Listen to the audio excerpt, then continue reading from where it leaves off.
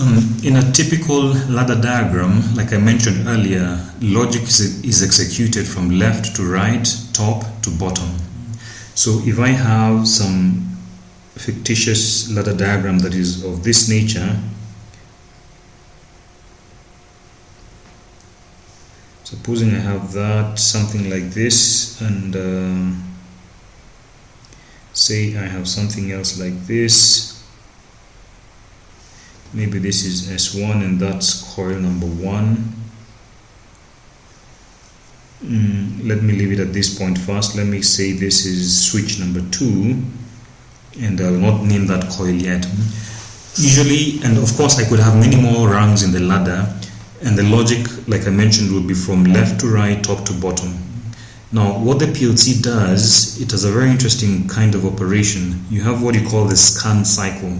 So the processor of the PLC executes from the top level to the bottom level, and then keeps doing that over and over again. It's similar to the microcontroller that you played around with in third year, where the basic skeleton was an infinite loop, while true do the following, and then you just keep looping as you keep checking inputs, and based on those inputs you do some processing and write out to some output pins. It's a similar thing happening over here, but one peculiarity is that the PLC has a temporary storage area where it keeps those outputs, or rather those results of the processing, before writing them to the output terminals. So you can think of the scan cycle as operating this way. You read the inputs,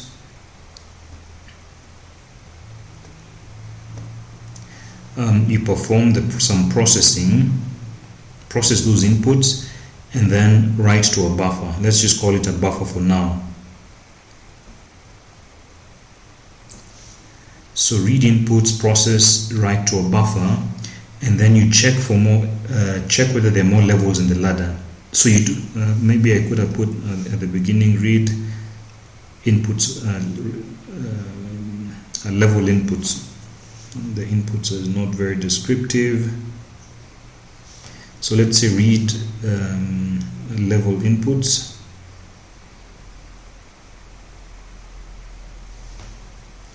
Do the processing and write to a buffer. So then at the end of the day you check whether there are more levels. By levels I mean the rungs of the ladder, the levels of the ladder, and if there are, then you read them and do the same. If no, when you finish reading all the levels of the ladder, meaning you've gone from top to bottom, then you write to output. Write buffer contents to output. And that's what goes out, of course. And then once you do that, you just keep repeating. So the scan cycle will go that way. You'll be going from top to bottom. At every level you're writing the result in a temporary buffer.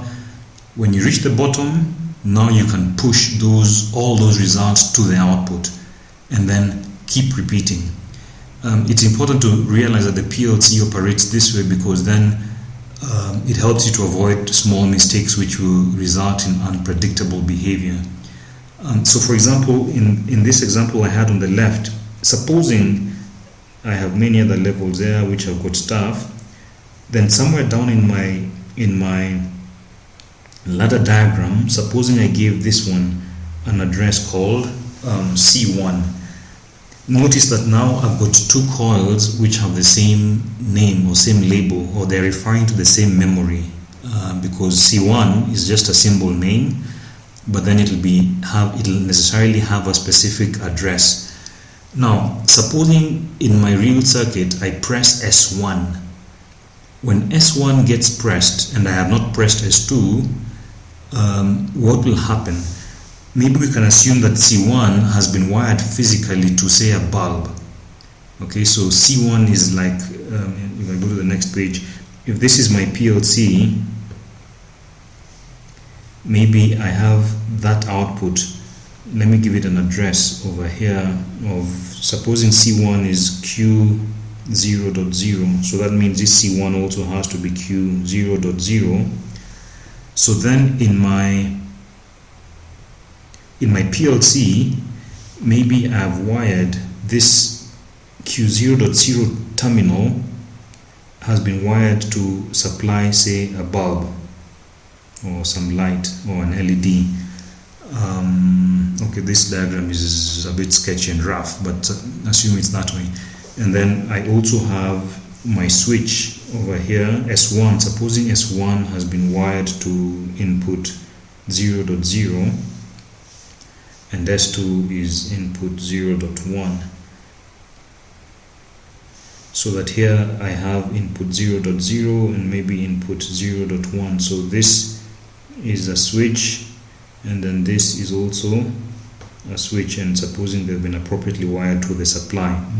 So this is S1 there that I'm pressing, and I've wired that to S2. So if I press S1, given this ladder diagram here you have on the left, you expect that C1 will come on. If I look at the first level of my diagram, I expect that C1 will come on. However, what will actually happen is that it will not come on. Because of the C1 that I have at the bottom there is true. One may think that it'll come on and off, so that as the scan cycle is running, when the first level is being executed, C1 goes high because S1 has been pressed. Okay, so if I close S1, but then you'll assume that yes, at level 1, C1 goes high. At the last level, C1 will go low because S2 hasn't been pressed, and therefore there's no supply to C1 and it goes low. So one would think that C1 keeps going high and low, high and low, high and low. But what really happens is that while I am at level 1, the first level of the ladder, it's true, after the processing, C1 will be on, will be high. But then when we get to the last level of the ladder, C1 is put off again, is put off rather than on. And once all the levels of the ladder have been completed, what gets written out over here is that C1 is equal to off. And then we start all over again. So you see that the bottom level will be overwriting what is at the top. And that typically happens because of the way the scan cycle operates. It does not write to the output until all the levels have been processed and put in a buffer or temporary storage area, and then that result is pushed to the output. So looking at the circuit as it is right now, even if I pressed S1, that bulb or that LED will never light because of just the way my ladder diagram has been. So the scan cycle has got that effect, and a lot more can be said, and I hope you read a lot more, but the basic takeaway really from this, and in the lab in the previous week we found that mistake still being made by some people or some groups. The basic takeaway from this is that two coils should never have the same address or the same label. So just take that as a rule of thumb, okay? Two coils should never have the same address or symbol name, because if you do that, then you can be sure that the one that appears lower in the ladder diagram will be overwriting what appears at the top.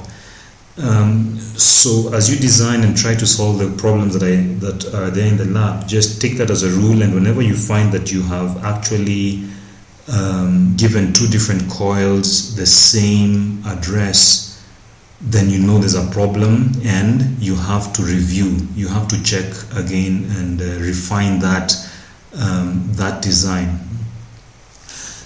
So for example, if you have a situation, and let me give you a common design pattern or a scenario that will typically arise. When you're designing, you might find that, like in the traffic light problem that you'll do in the lab, you may find that maybe I have some logic that's just an ambiguous cloud. So maybe this is operation 1, or let me call it scenario 1. And then I have another logic over here in my ladder, and this is scenario 2. And I find that scenario 1 and scenario 2, they both need to control a specific output or a specific LED. So maybe I needed this to control a certain coil, which goes, say, to the red light, like we'll see in the traffic light experiment. And this also, I find that this, let me put my coils just as circles there. This is also going to the red light. So if ever such a scenario in your design arises, you know that there's a mistake you're making, because now I have got two different coils which have been labeled the same way. Yet, as I made my design, this is what I really wanted to achieve, but the PLC ladder diagram or ladder logic will not allow me to do this. Well, it will allow you to do this, but you'll get unexpected results, because scenario 2 will write something in the red light which will overwrite whatever scenario 1 wrote to the red light address. So the way you can work around this is by, I'm saying it fast, but I hope you remember, I can make this a temporary output. So I can maybe say red light 1, and I can call this red light 2. And then somewhere lower in my circuit, I will have those red light 1 and red light 2 controlling the actual and real red light. So you can have something of this nature, and then this is the actual red light. But the key thing is that the addresses that I will use, because of the way the scan cycle works, and because anything that is lower, and if it has the same address as something that is above, will overwrite it. And that applies only to coils, by the way, to outputs. That does not apply to contacts. Several contacts can have the same address, meaning that because contacts are usually reading their input devices, they will either read from an output or they will read from a memory bit. But coils are output elements. They will write to some output or they will write to a memory address. So you cannot have two different people writing to the same memory bit, whereas you can have multiple elements reading from the same element bit.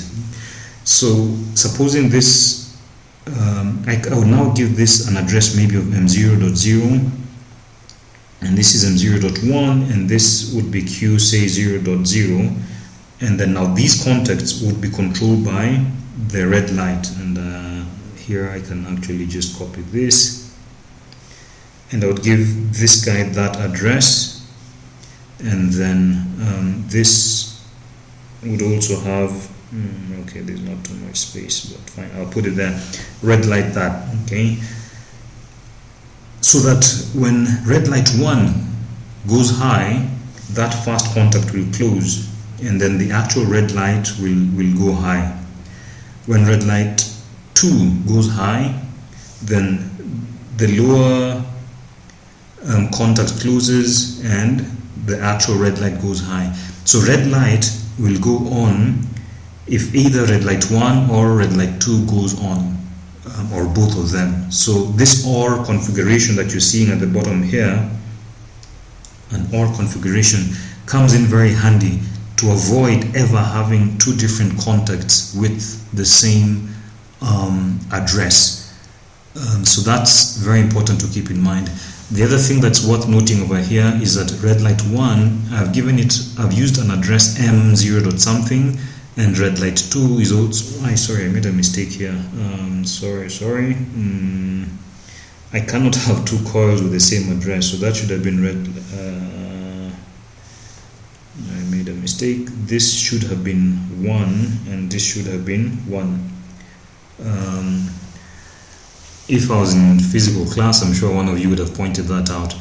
In any case, the rule remains, no two coils can be given the same address. But I was pointing out the fact that for the red light 1 and 2, because they're only used for internal purposes, internal to the PLC, I've used the memory area M, because M is just used for internal work. It's like a space in memory that I just hold my temporary variables. But if I actually need it to be interfaced to the real world outside the PLC, then I would use the memory area Q. So it's true, if I made these ones Q, it would still work, but then it's like I'm wasting a terminal of the PLC, an output port. So only use Qs if you actually mean to tap that value and control an actuator or a lamp or something outside the PLC. So this is a scenario that arises often, and it's worth keeping in mind. And if you know the nature of the scan cycle, then this design pattern comes up as a necessity, and it is one that you shall use several times. I stop this video here again so that it's not so long, and then in the next video we shall look at maybe the last element that I was speaking about in the class, in the lab, which was the use of timers. And with that, I think you'd have all the components or the ideas with which to at least do the experiments that you're meant to do in the lab.